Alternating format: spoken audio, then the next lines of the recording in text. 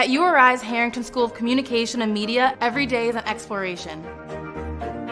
With global learning opportunities and high-profile internships, Harrington prepares us to be critical media consumers and creative media producers in the rapidly changing 21st century marketplace. In strategic communications.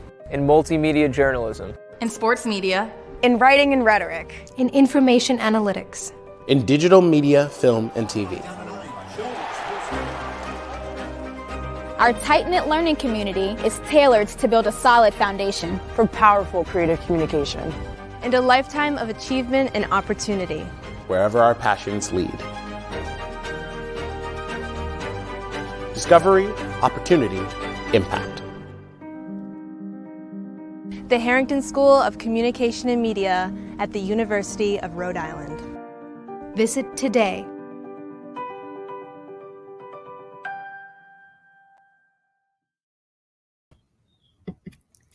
Good evening. I'm Amina Kotari, Director of the Harrington School of Communication and Media. Welcome to the 2022 Taricani Lecture. Your support and participation is important to all of us at the Harrington School, faculty and staff and students. Now it is my pleasure to pass on the virtual mic over to Dean Riley, who will introduce John King, our moderator for today's lecture.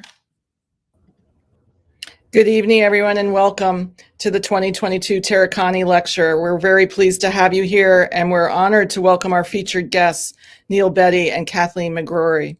The Taricani Lecture honors the memory of former WJIR-TV award-winning investigative reporter Jim Taricani, who became a Rhode Island icon for his coverage of corruption and organized crime, his heroic stance in protecting a confidential source, and his advocacy of a federal shield law to protect journalists. The lecture is focused on the First Amendment and the importance of journalism to our communities and to our democracy. This evening's event will be moderated by John King, CNN's chief national correspondent and anchor of the hour-long weekday show Inside Politics. John has covered the last 9 presidential elections, reported from all 50 states and more than 70 countries, and is central to CNN's daily reporting and breaking news coverage. As a URI junior and Associated Press intern, John King met Jim Taricani in 1984. The same year, New England organized crime boss Raymond L.S. Petrarca died, and Providence Mayor Vinci Buddy Cianci was forced to resign from office. Jim and John maintained a friendship for many decades after initially working side by side in the 1980s. John at the Associated Press Providence Bureau, and Jim at NBC 10. Please join me in welcoming John King. Hello, everybody. Thank you, Dean Riley. I just want to note a little footnote for the record. I'm sitting in my office here in Washington, and as I was waiting for the introduction from Dean Riley, Christiane Amanpour, who's part of our reporting team in Ukraine, popped up on my screen. So she is with us as well, another URI alum who is with us in spirit from Ukraine. I am thrilled today to be part of this program because, as Dean Riley noted, when I was about your age, for the students watching, as an intern and then a first and second year AP reporter in Providence, I got to know Jim very well. And the 2 reporters you're going to hear from in just a minute after I introduce them represent what Jim represented best. Just dogged, shoe leather reporters who are relentless in their pursuit of the truth, who are unafraid in challenging authority, who don't give up, and who are incredibly fair. We'll get to this a bit later in the program, but one of the things that's remarkable about the work of Kathleen and Neil, it is tremendous and relentless in taking on authority, but it is incredibly fair to those in power, even to those you are raising critical questions about, which is absolutely essential in my view in this age when the truth is under attack, when our institutions are under attack, including the media. So the thoroughness, the relentless pursuit of truth, and the fairness with which they did it, I hope is a great example. And so I'm looking forward to listening to them and learning more about how they go about their work. Let me read these introductions so you understand the stature of these 2 still young but amazing reporters you're about to hear from. Kathleen McGrory is a reporter at ProPublica. She was previously an investigative reporter and editor at the Tampa Times. Back in 2021, she and Neil, Bedi, won the Pulitzer Prize in local reporting for their investigation into a police agency that harassed families and profiled children. In 2019, she and Bedi were finalists for the Pulitzer in investigative reporting for their series on patient fatalities at a Johns Hopkins Children's Hospital. Kathleen holds degrees from Columbia University Graduate School of Journalism and Hamilton College in Clinton, New York. She started her career at the Miami Herald, where she covered breaking news, education, and local and state government. She's also an adjunct instructor at the University of Florida and helps train professional journalists through the Poynter Institute and the University of Southern California's Center for Health Journalism. Neil Bedi, her partner in this Pulitzer-winning series, reports on the federal government for ProPublica in Washington, D.C. Previously, he was a reporter, of course, for the Tampa Bay Times in Florida, where he worked on stories about patient safety, worker safety, criminal justice, government in action, and much more. Again, back in 2021, he won the Pulitzer for local reporting with Kathleen for that investigation into a sheriff's predictive policing initiative that targeted families, profiled children, my words, not from the introductions given to me, went outside the lines of traditional law enforcement. Bedi and McGrory's 2018 reporting on an alarming death rate at that Johns Hopkins Pediatric Heart Surgery Center did win the George Polk Award and was a finalist for the Pulitzer for investigative reporting.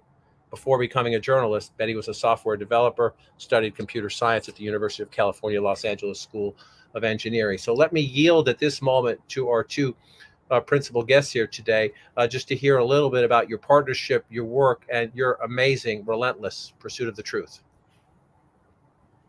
Thank you so much, John. Thank you for that very generous introduction and welcome. We're really thrilled to be here.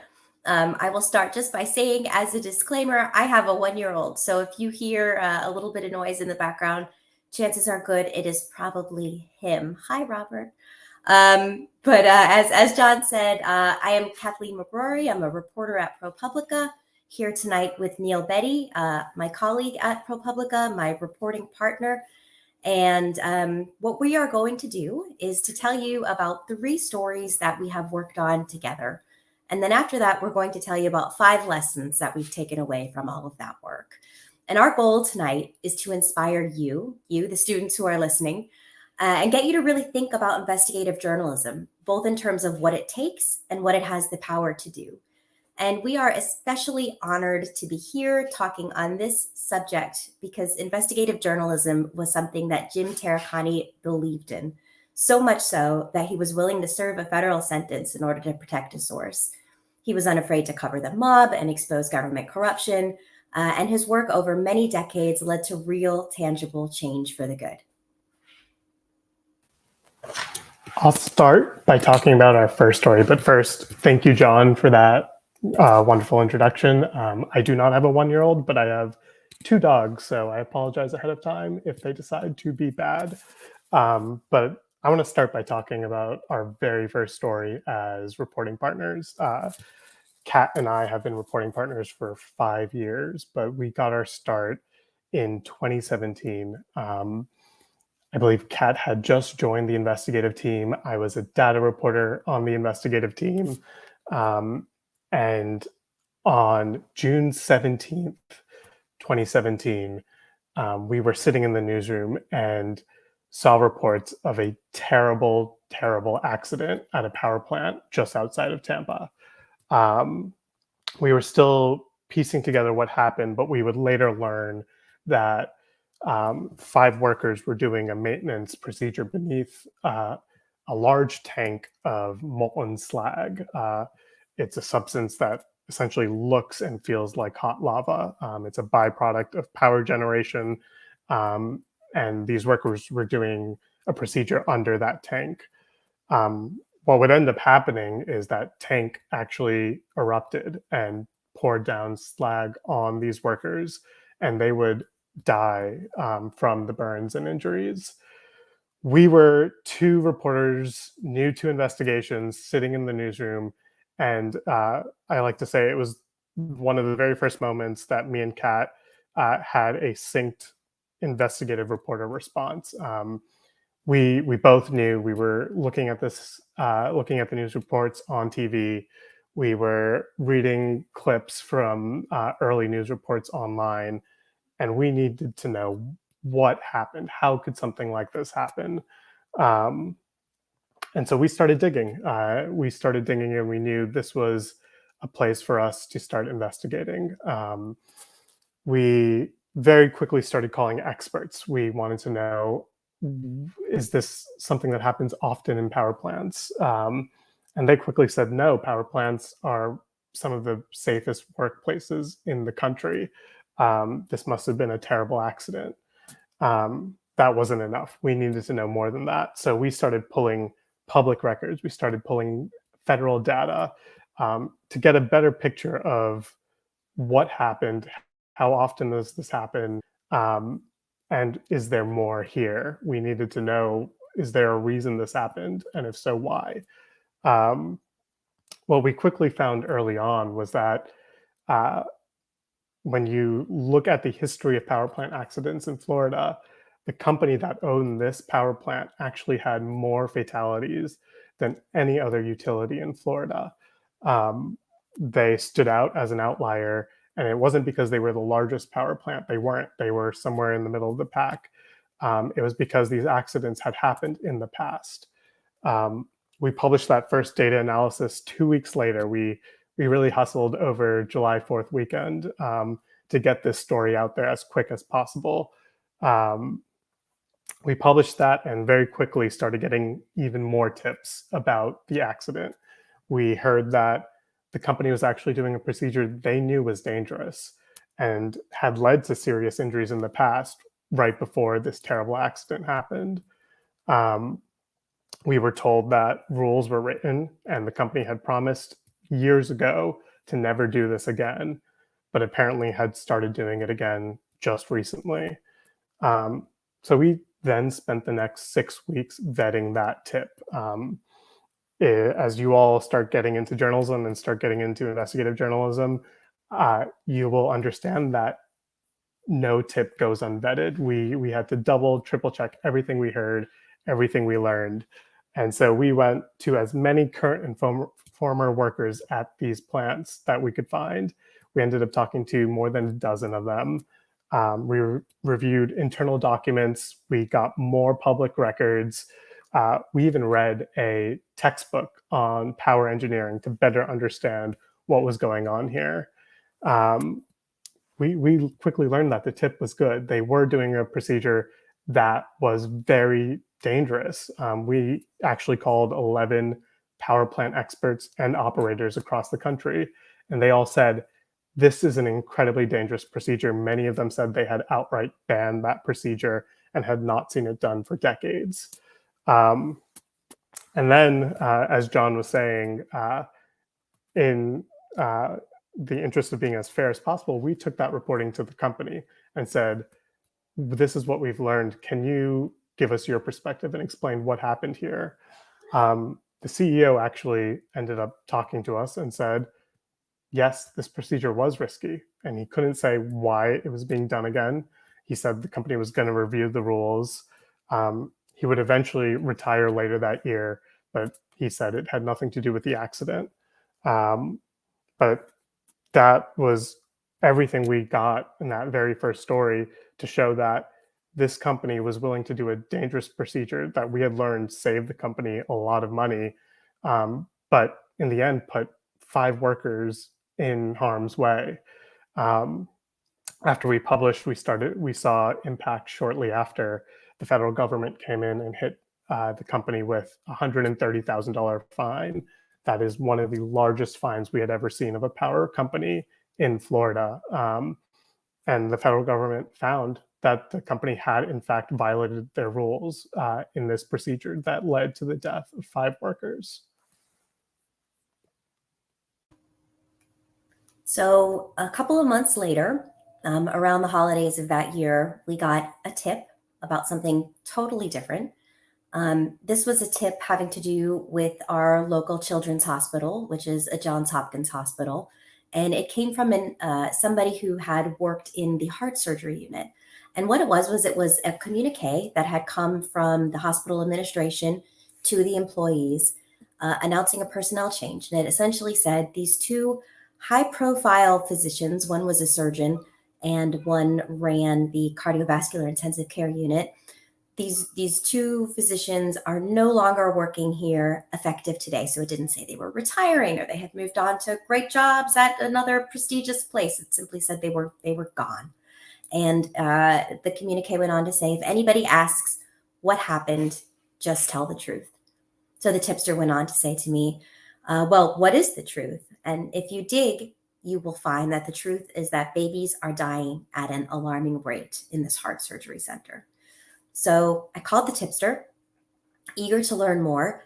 And he kind of laid out what was going on in the heart surgery center. He said that there were physicians there who were surgeons there who were taking on surgeries that they were not necessarily qualified to do, and that the outcomes had just plummeted. That babies were dying after surgeries that were relatively straightforward, that generally had a 97% survival rate, that other babies were coming out paralyzed, that the nurses were crying at the ends of their shifts and they couldn't look the families in the eyes. And this tipster said, this is a story that needs to be told, and we need the Tampa Bay Times to dig it up. So this was obviously a tip that was of great interest to me, because if true, it felt vitally important that we get the story out there to families in our community. But obviously this wasn't a case where we would just take this tipster's word for it and publish that in the newspaper. So started making phone calls to as many people as I could find who worked at the heart surgery center or had previously worked there, trying to get a sense of what was going on and asking if they could help corroborate this tip. And person after person, medical professional after medical professional said, yes, that is absolutely the case. That is what's happening. This needs to stop. But for months, we couldn't find a single person to go on the record, because this was, after all, a Johns Hopkins hospital. Johns Hopkins has a prestigious medical school. It has alumni all over the country. Nobody wanted to go on the record and saying anything disparaging about a Johns Hopkins hospital. So we reported and we reported and we reported, and our first break came a couple of months later. We were able to confirm that surgeons in this program had left a needle behind in a child's heart. We interviewed the hospital leaders about that, and they ultimately conceded that, yes, that had happened, but in that moment, they wouldn't confirm the bigger story. So what we decided to do was write that small story in hopes that if there was indeed a bigger story, more people would start coming forward. And they did. The phone started ringing, and we heard from people across the country. But again, just hearing from people wasn't enough to hit that high bar for us to be able to say definitively in the newspaper that that's what had happened. We needed to actually prove that the outcomes had declined. The hospital wasn't going to release its outcomes data. It's a private hospital, doesn't have to. So we turned to a state database of hospital admissions and discharges. We worked with experts who helped us analyze millions of rows of data. And that data did, in fact, show us how suddenly deaths and complications had spiked in this program, and that the program was doing much worse than the other children's heart surgery programs in the state of Florida. So after we had the data, the next step was to find insiders, people who could tell us what was going on the ground, people who could tell us that the nurses had actually asked the hospital's top leaders to stop performing the surgeries, but they had refused. And we explained how these heart surgeries were bringing in millions of dollars in revenue and adding to the program's prestige. And lastly, we needed to find the families whose children had died or suffered these terrible outcomes. We started to find them on social media. One after one, they connected us with other families that they had met during their hospital stays, and we were able to tell their stories in a powerful way. These stories got real impact. The hospital CEO, 2 vice presidents, and surgeons in that program were pushed out after our stories ran. The state stepped in and fined the hospital $800,000. The federal government stepped in. They found widespread safety problems and demanded that they be addressed immediately. Hopkins made safety improvements throughout its healthcare system, throughout all of its hospitals, including those in Baltimore and Maryland. Florida passed a new law that required more oversight of these programs. And the hospital reached out to the families we had written about and other families who had suffered these terrible outcomes and offered settlements. They said, look, we know we can't bring your child back, but we are going to do what we can to try to make things right. And in the case of children who were paralyzed, Johns Hopkins offered millions of dollars to these families to help them pay for their children's healthcare needs moving forward.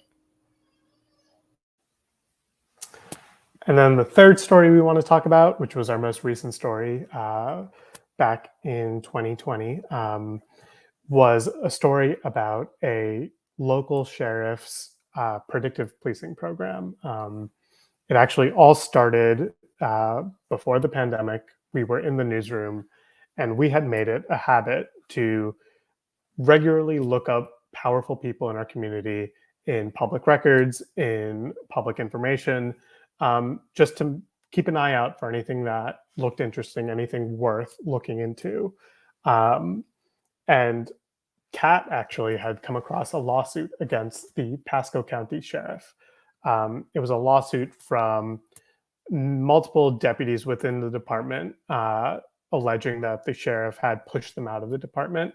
It was a large, sprawling lawsuit, but tucked inside hundreds of pages of this lawsuit was a manual to the sheriff's intelligence-led policing initiative.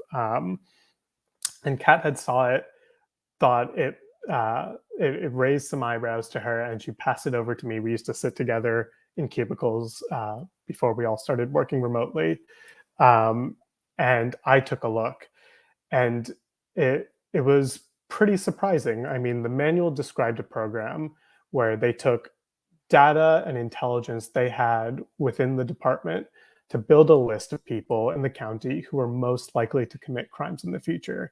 They were doing that based on data like arrest records, incident reports, unspecified intelligence. They gave everyone a score, and your score could go up if you had been a witness of multiple crimes, if you had been a victim of multiple crimes. The whole scoring metric was particularly interesting, especially because they were talking about people who were most likely to commit crimes in the future, and giving them extra monitoring and policing if they landed on that list. One deputy in this lawsuit actually said he was told to make these people's lives so miserable that they move or sue. But on the other side, the sheriff's office for years had been touting this program. They said that the program was helping them use data to police smarter and tackle more crime with less resources. So we knew we wanted to know how this actually worked behind the scenes, who was right, and how is this affecting people in the community. We quickly, like these other stories, went to public records. We went to people, and we went to the sheriff's office early on and asked them, hey, we're going to start looking at this. We would love to have an interview with you. They declined very early on, so we started looking in other ways. We requested public records because we have the right to request public records from the sheriff's office. We requested information on who this program had targeted over the past 5 years. We wanted information on arrest data, information on calls to service, use of force reports. We submitted these massive public records requests in order to get that detailed information. And while we were waiting for the sheriff's office to process those requests, which would eventually take months, we started hitting the ground. Kat and I spent weeks driving back and forth across Pasco County, knocking on doors of houses we believed were targeted by this program. We were willing to talk to anyone who had experience with this program, good or bad, because that's how journalism works.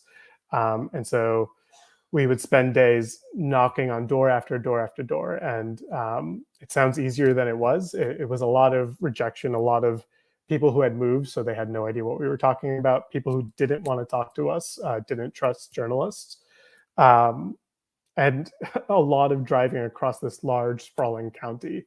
But eventually, we started finding families that knew exactly what we were talking about and who had said that, yes, the sheriff's office has made our lives hell. We've been struggling to get on with our daily lives because the sheriff's office is at our door almost every day, bothering us. They are coming in the middle of the night, knocking on the door, flashing flashlights in our yards, writing tickets because our grass is too long or because we decided to keep chickens in a pen in the backyard. we started to hear story after story after story, and we started to request even more records. We got body cam footage of these incidents. We got incident reports to understand what was going on from the police officer's perspective. We got intelligence reports, reports that the deputies were told to write up every time they had an interaction with one of these people, because we wanted a wealth of information to understand exactly what was going on, and have it all documented. Eventually, we also got the list of people who were targeted, and we were able to use all that data and information to show that this program had targeted about 1,000 people in over 5 years. We would learn that 1 in 10 of them were actually minors, teenagers, some as young as 11 and 12. And then with the information from interactions, body cam footage, we quickly also learned that many of these interactions were essentially harassment. The body cam footage showed it, the number of interactions showed it, and the way these families' lives were fundamentally changed showed it. And so we quickly took all this information and published our investigation. And in fact, we often try to do inventive multimedia journalism as well. And we also published an interactive graphic of the body cam footage so that people had to see and feel what these interactions looked like. And it was very hard to watch those videos and not understand that this program was problematic. After we published the first story, we also learned that the sheriff had a separate program that looked at school children and school children who could fall into a life of crime based on their grades, attendance records, and other student data. We published that story as well afterwards, because students had no idea and their parents had no idea their private student information was being used in this way. And federal law protects that information. So that was a huge violation of privacy for those families. And then after our series published, we saw a pretty profound impact. The United States Departments of Justice and Education opened separate reviews of the program. 30 local and national civil liberties groups came together to form a coalition to stop this program, to solely stop this program in Pasco County. And 4 residents ended up filing a federal lawsuit with the help of a national public interest law firm who had seen our coverage and wanted to help. And that lawsuit is still going through the courts right now. So what have we learned from doing this work, and what do we want you, the students, to take away tonight? Well, the first thing is that this work really takes documents and data. It isn't enough just to report on allegations, right? For a story like Heartbroken, it wouldn't have been enough just to say that former employees said the program was getting worse, because the hospital refuted that. At first they did anyway. You know, we needed to prove that the deaths and complications had spiked in order to hold the hospital accountable. And we did that by using data. We did an incredibly complex analysis of a huge state data set. And we didn't stop there. We asked top experts in the field to review our methodology, to review our findings. We did this analysis 3 different ways. And the analysis was so rock solid that by the time we brought our data findings to Johns Hopkins, rather than quibble with us, they really just apologized for what had happened and said it would never happen again. Data is powerful, and it can power really important investigative reporting. Sometimes you're not going to have data, and that's okay. Sometimes you can do this by finding documents that can prove a pattern of something having happened in the past, or can prove culpability. But again, having those documents, having it written down on paper, really provides you with that unassailable proof that something has happened and goes beyond he said, she said journalism. Second big takeaway, data and documents are obviously key, but real people are going to be the heart of your story.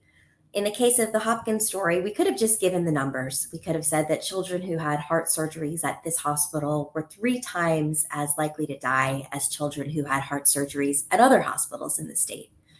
But what was far more powerful was to tell you about the children who had lost their lives and about the families they left behind. That included children like John Carriel, who was paralyzed after a botched heart transplant and could no longer ride horses or play soccer like he used to. And mothers like Maria Tejas, who couldn't even bring herself to take down the crib in her infant daughter's room after the baby died in the hospital. The third takeaway to remember, and John had mentioned this, and it was a huge part of Jim Taricani's reporting, but be fair. We were mentioning it a bit in our recollections, but we always start our investigations by reaching out to the subjects and asking for an interview. We want to know their perspective, know it early on. And so it's always important to reach out. We don't practice gotcha journalism. We always make sure everyone in the story has a chance to respond. Anyone who is named in the story has a chance to respond before it's published. And if a subject declines an interview, which happens, we will then send them what we call a no surprises memo. We will send them a memo outlining our findings so they have one final chance to respond, because we want to do as much as possible to get their perspective. And we genuinely don't want anyone to be surprised by our stories. And in the very same topic, number 4 is be transparent. Be transparent with your readers, be transparent with the subjects of your reporting. We make it very clear what we do know and what we don't know, and we own up to both of those things. When we do data analyses, we often publish both the data and the methodology, so people can see where we came to our findings. And in the case of Targeted, the story about the sheriff's office, the sheriff's office wouldn't sit down with us for an interview. We sent that no surprises memo with our findings, and they ended up responding with 30 pages of responses. They were a bit scattered. They called us yellow journalism, and had a lot of different arguments for why they thought our reporting wasn't a story. We took those 30 pages and we published them online alongside our story. And not only did we publish the full 30 pages that were difficult to read, we distilled those 30 pages into their key points and published that with the story as well. And we broke down what the sheriff's key points against the story were. We let readers read those and let them decide, after reading both our reporting and the sheriff's response, how they felt about our findings. So then the last takeaway that we'll leave you with, since this is the Taricani Lecture Series on First Amendment rights, is that really none of this would be possible without the First Amendment. All of the stories that we've just talked about are stories that powerful people would prefer to have been hidden, right? I'll say that again, that these are stories that powerful people would like to remain hidden. And it is the job of the journalist to unearth those stories in a fair and transparent way, to shine light on them and to provide that information to the community. The First Amendment gives us the right to gather the information, to disseminate the information, and all of this work is so critically important, both to our communities and to our broader democracy. So that is the last thing that we will leave you with. Thank you so very much for having us this evening. It's a pleasure and an honor, and we will gladly take any questions. I'm going to jump in again. Hello, folks. John King again. I'm going to jump in with a couple of observations from what we just heard while we wait for some questions to come in from the audience. And Neil mentioned the name. This is Targeted. I printed all of this out. You see my scribbles all over it. That's what reporters do. They scribble on everything they can when they have notes. We're not neat people, but that's okay.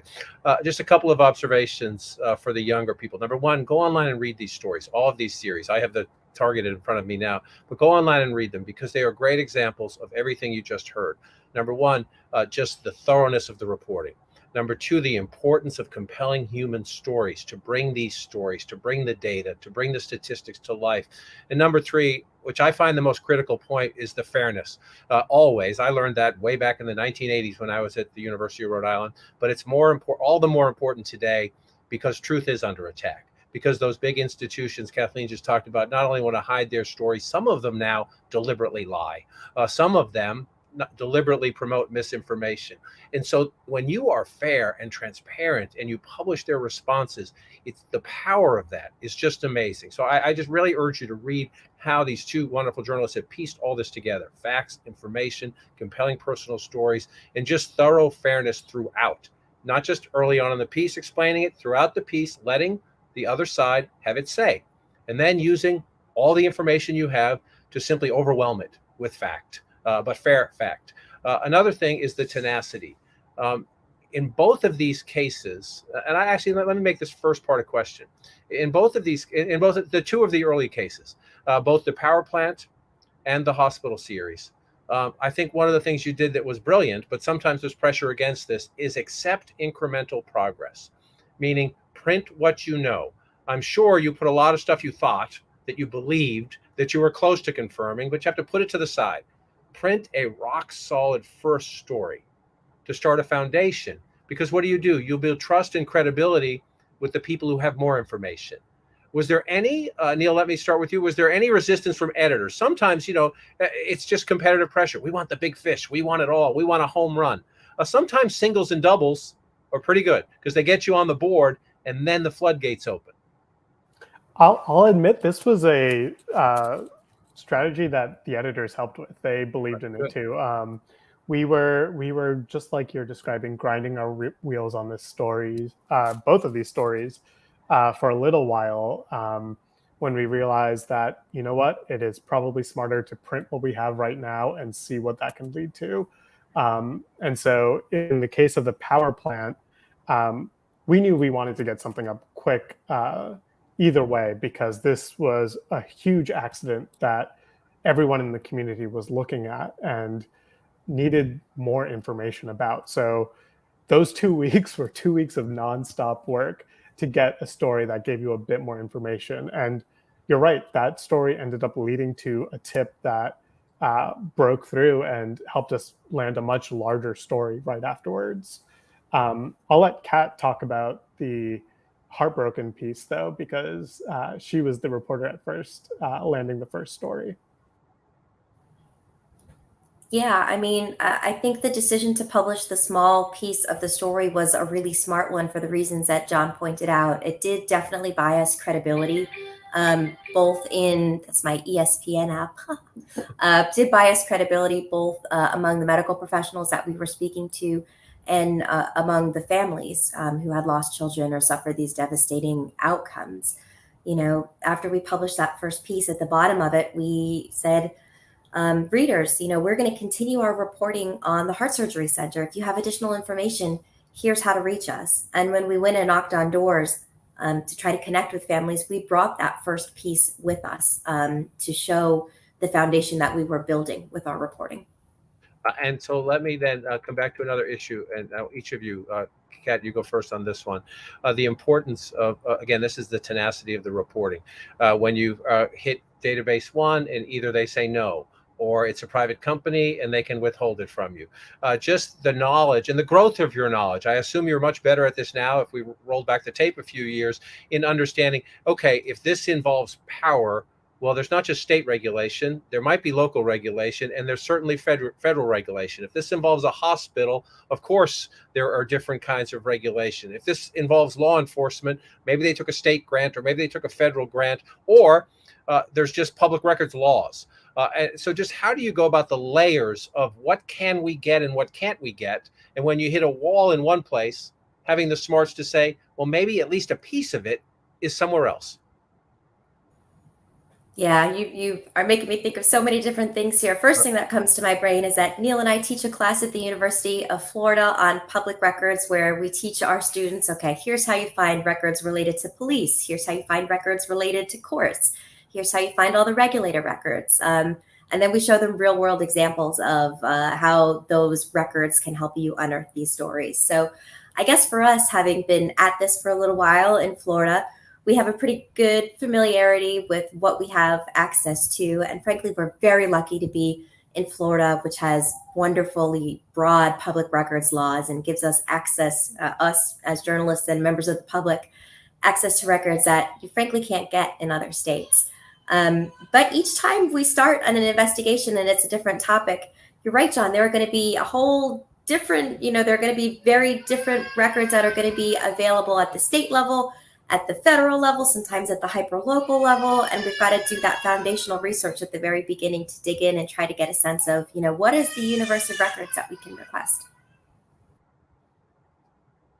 Neil, anything to add on that one? And I'm going to also ask the people control room if you want to pop up any of the questions from our viewers for us. I'll be happy to ask them. Otherwise, I can keep going. Actually, let me just get to one, Neil, and then if you have any observations to bring them in. This is from Christian Zillerberg. I hope I get it right. Christian Zilberberg. How do you decide on what story to take, and what happens if after all the analysis and all the interviews, you find nothing that can be a story? It's a great question. That is a very good question. So it's two questions, and I'll start with the first. Typically, we are looking for a few things when we're looking for a story that is worth investigating. We are looking for evidence that people are being hurt by something, that there is wrongdoing out there that is hurting a group of people, and they are not, the current systems in place aren't preventing that harm from happening. We're also looking for power imbalances. Typically, really important investigative journalism lies in power imbalances. So we're looking for people in power and people who are not in power who are getting hurt. And then we're looking for stories. It's hard to describe, but we start to develop a gut feeling that this is an important story. This is a good story to look into. I sort of described it with our very first story together about the power plant. We saw that on the news, and I still remember me and Kat, it was a Friday. I think we were ready to go home early because we didn't have a story yet. And we saw that and everything changed. We knew we had to know what was going on, even though there wasn't much more than news reports and TV reports. We knew we had to understand what had just happened. And then the second part of the question was, what happens if you do the work and you find out there isn't a story, there isn't wrongdoing being happening here. And the truth is that is a normal part of the process. If you go in believing that no matter what you find, you have a story, you're not doing journalism properly. We go in with what we believe could be a story, and then we work just as hard to see if it's true as we do to make sure it's not false. We are vetting, bulletproofing, double checking everything we've heard or found to make sure it holds.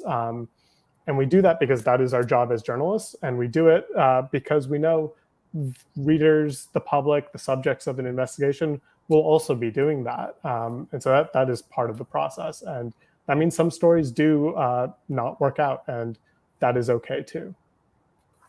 And that is okay too. It can be frustrating, but that is okay too. If it's in a competitive world, it takes courage to say, this isn't what we thought, or this doesn't get us there. All right, let's move on to another great question here. This is from Thomas Garnett. Did the principal officials in any of the three organizations noticeably push back or otherwise try to chill your investigations?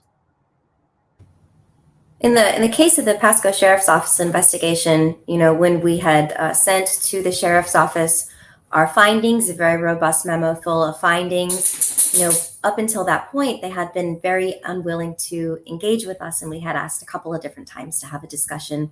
They knew very well what we were working on because we were asking for very specific public records from them. But when we sent them our findings, they started to send us back many, many, many pages of memos, certainly more than we could publish in the story, in the text of the story. And as Neil had pointed out, they made some allegations in there. They said that we were practicing yellow journalism, that we were clearly biased against law enforcement. And frankly, it was just an overwhelming amount of information. And I wonder if it wasn't kind of intended to have that chilling effect. Once we received it, we needed to do due diligence and spend a lot of time reading through the information, vetting the information, figuring out how to present that information to our readers such that their side was presented fairly. And as Neil had explained, we took a couple of steps to try to make that information a little bit more digestible to our readers, in addition to publishing it verbatim. So yes, certainly we do get pushback. And when you do get pushback, it is incumbent on you, as the journalist, you have the responsibility to really vet that pushback.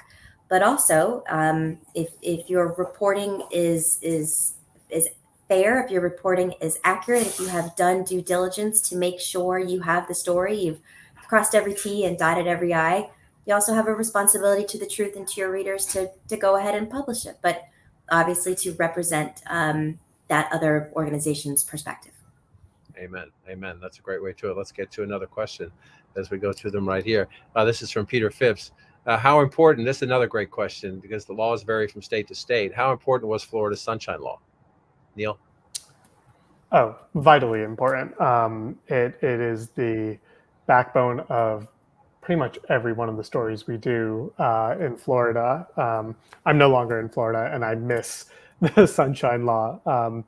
It is a great public records law, and the public records we've had access to in our time in Florida were so helpful for our investigations. It's just the ability to know that you can request records that are available to the public and that you have the right to fight for those records.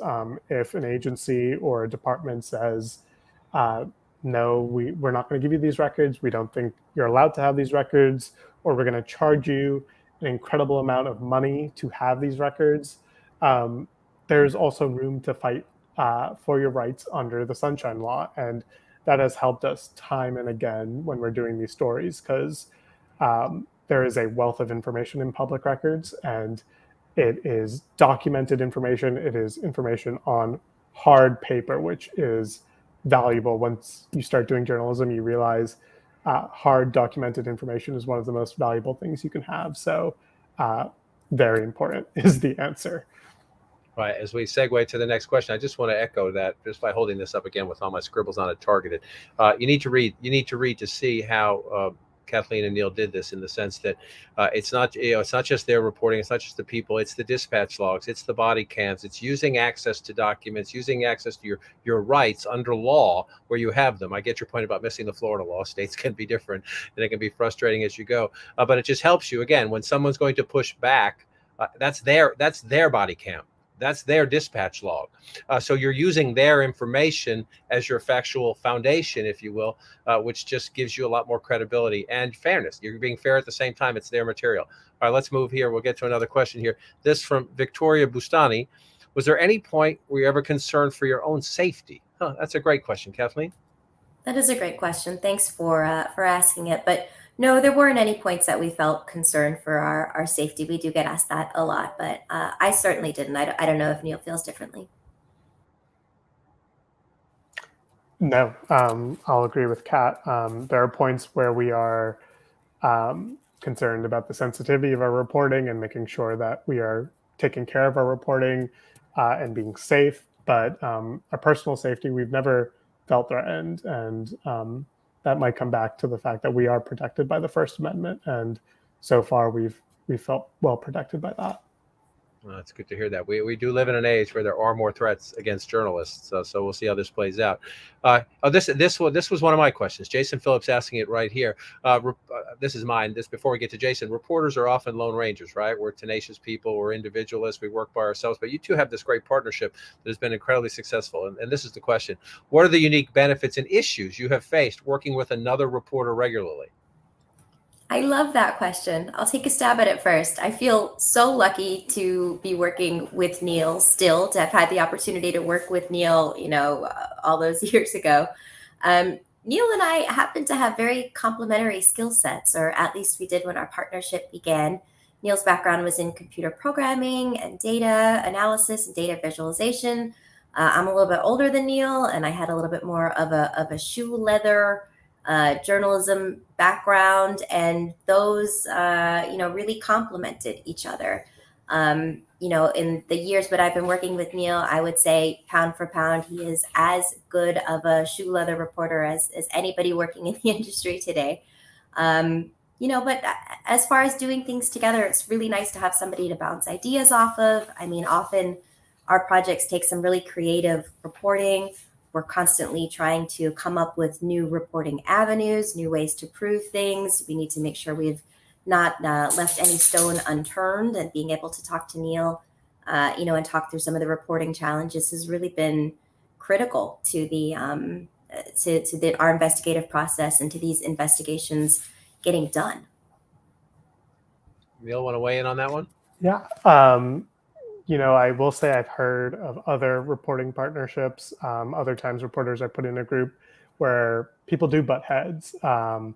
But Kat and I have had this really wonderful partnership where we very quickly on our very first story were just in sync, and we've been kind of in sync ever since. Our skills complement each other. Early on, I was learning from Kat every day, and that was perfect. There's still some moments I am on a difficult reporting call, and I think, what would Kat say right now? And that's been wonderful. But yeah, I don't know. This reporting partnership has just worked really, really well, and it's kind of the reason why we've continued to work together for almost 5 years at this point. I can't think of any drawbacks. Oh, that's great. That's actually great. All right, let's move on. Let's dig in some more questions here in the time we have left. This is from Carolyn Anthony. Investigative journalism clearly takes a lot of time. Amen. Yes, it does. Did your employer ever question why you were taking so long, or suggest it's time to move on? Neil, you go first on this one. That's a really good question. And it's true. It takes time and resources. You're talking about salaries for the amount of time you're having someone spend on a very long project, the money spent on public records, spent on reporting trips. It is tough work and it's expensive work. Luckily, we've never had a problem with it. Our employers have always believed in our work and have always supported our work. It also helps that we are always worried about it as well. And we are constantly assessing what does our reporting show at any moment, and do we have evidence that it is worth going forward? And so that's actually something we are thinking about often. But because we're thinking about it often, we constantly have a running tally of what we've done so far, what we think we can do next, and why we think this work is worth it. And so it's always worked out in the end. And it's also been very, very great to be supported by our employers. I've got a practical tip I can throw in there too. I think one of the reasons we're able to get that support is because we keep our editors in the loop. We let them know what we're working on. We let them know what reporting tasks we're going to try to tackle this week. And we let them know what we're finding in real time. And I think that really helps them to convince their bosses to let us keep going. And it also makes it very evident if a story just isn't coming together and it's time to stop. I think that's great. And one thing I want to add quickly, as the older guy in the conversation, who started in print, now works in television, I think it's always important to remember that you see that their bylines in the newspaper, you see my name on TV now, I guess. There are so many people behind the scenes, whether it's an editor, whether it's a research staff, whether it's a librarian, whether it's the clerk you meet at the court who maybe doesn't work in the news organization. But there are a lot of people who go into great journalism, and you never get to know a lot of their names or see a lot of their faces. And it sounds like you two have figured out how to make the relationships work. And it's those people deserve a lot of credit too. The people who support great reporting, whether it's with money, whether it's with smart questions, whether it's good editing, they don't get enough credit because you just see the name on the front page of the newspaper or the guy who's on TV. And so it takes a lot of teamwork. I just could tell that you believe that, and I just wanted to add that in. That has been my humbling in television, is reminded how many people, it was somebody once said it takes a village, and it happens to be true. All right, let's move on to another great question as we go through this here. Larry Davis says, I'm impressed with your integrity. I see an apparent lack of it in TV journalism, ouch, where the story is in real time. How can we make it more real journalism? It's an interesting question. I wish I could talk to Larry about what he sees about the lack of it in TV journalism, but let's move into it. The integrity, I assume, to both of you is critical to that trust the foundation of trust that you need, not only for today's story, but to build the credibility for tomorrow's? Yeah, that's an interesting question. I don't know how to answer it. Kat, do you have an answer? I honestly see a lot of integrity in TV journalism out there. I mean, when you saw TV journalism journalists like CNN go into Ukraine right when that started to happen, that was some of the best news coming out of there. I guess it's true that there's a lot of TV news commentary out there that sort of pushes those lines and feels less like it has integrity, but there is real TV journalism out there that is doing great work. So I don't have a good answer. I agree with you, Neil, totally. And I also think, look, I mean, we are very fortunate in the work that we do to have the benefit of many months to work on stories. And sometimes, you know, there's a reason to do a story faster than that. There's a reason to do it in real time. Maybe there's a real urgency. So, you know, it may not be as polished and it may not have all of the pieces. I mean, think about the needle anecdote, right? I mean, you may have one solid piece that you need to get out there. And that type of journalism is totally valid, is incredibly important, and can lead to real change too. All right, let's move on. Let's get to another question in the time we have remaining here. Just waiting for them to pop one up for me. Or I can ask one of my own. Okay, here's one from Julia. What's a good, this is good for the young students especially. What is a good first step for student journalists who don't have experience in investigative journalism? In other words, how do you start investigating? Before I yield, I just want to make an observation here. I was at 17 or 18 years old when I met Jim Taricani. I was a college intern at the Associated Press. I had great colleagues at the AP. I would go to the courthouse sometimes. In the old days when things weren't online, pre-internet in journalism, you had to go and ask the clerk for the file, and you had to sit there and read through it. Some of it now you can access online, which is a great benefit. There are curses to that too, and our reporters can talk about that, about the dangers of misinformation online. But have a mentor. Have a mentor. Be patient. Be patient. Don't be in a rush. Learn from a pro and ask a lot of questions. I benefited greatly from both my colleagues who worked with me and my interactions with people who were quote unquote competitors, but gentlemen and just true, wonderful, whispering advice, people like Jim Taricani. That was my experience back when dinosaurs roamed the earth. And now, Kat, how would you weigh in on that?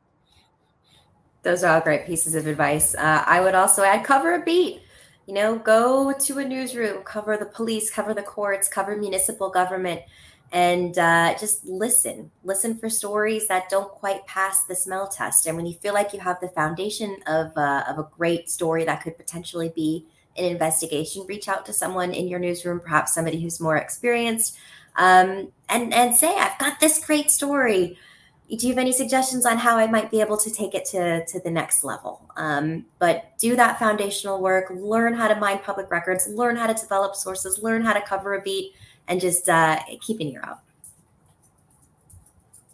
And I'll just add, I love Kat's answer, but also try picking up a new advanced journalism skill. I mean, I say that because I came into journalism with a lot of skills and data, and that helped me really break through in investigative journalism because I had a skill that a lot of other reporters in the room didn't have. And so if you are picking up those skills now, you will have them when you really need them and when you can be the only reporter in the room to have them. So that is my plug for data journalism, but any advanced skill can really help you out. All right, great. I think at this point, I'm supposed to toss back to Dean Riley. So I will do that. If you guys want me to stay and ask more questions, just let me know. But I believe we've run out the clock right here. And so it is my honor and privilege, number one, to say, I want to say thank you to Neil and to Kat. I learned a lot from them, and I think they're refreshing perspective. And Dean Riley, who's running a great institution that hopefully, Dean, we can all visit and do this in person someday soon. That would be terrific. That would be terrific, John. We'd love to have you back on campus. And thank you, Neil and Kat, for joining us this evening. I particularly appreciated the comments that you made that will help our students who are studying to be journalists and go out into the world and do the work that you're doing, how they can best prepare to enter into that career path. I also want to thank our audience for the questions and comments you shared. It's great to see the Rhody community and beyond taking part in this important conversation about the First Amendment. and the need for news reporting, fair, honest, objective news reporting today that gets the stories out there that the public needs to know about. We welcome your support for the Taricani Lecture. It happens every spring in URI's Harrington School of Communication and Media, and you can be a part of ensuring Jim Taricani's legacy continues here at URI in the state of Rhode Island and beyond. And thank you again for joining us. I hope you all have a great evening.